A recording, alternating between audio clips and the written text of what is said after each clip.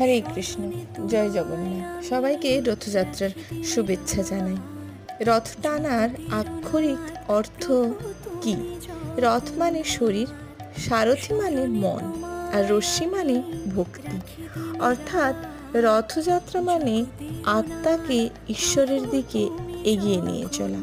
তাই যখন কেউ রথ টানে, সে আসলে নিজের মন আর ভক্তি দিয়ে ঈশ্বরকে নিজের জীবনে টানে। পুরীর রথযাত্রায় বিশ্বাস করা হয় যে এই একমাত্র দিন যখন ঈশ্বর স্বয়ং জনগণের কাছে আসেন, আর আপনি তাকে নিজের হাতে টেনে এনে নিজের আত্মায় স্থাপন করতে পারেন। যে রথের রশ্মিতে একবার হাত রাখে, তার জন্ম জন্মান্তরের পাপ ক্ষয় হয়। তাই শাস্ত্রে বলা হয়েছে, দোলে চ দোল গোবিন্দ, চাপে চ মধুসূদন, রথে চ বামনং দৃষ্ট, পুনর্জন্ম ন বিদ্যতে। জয় জগন্নাথ।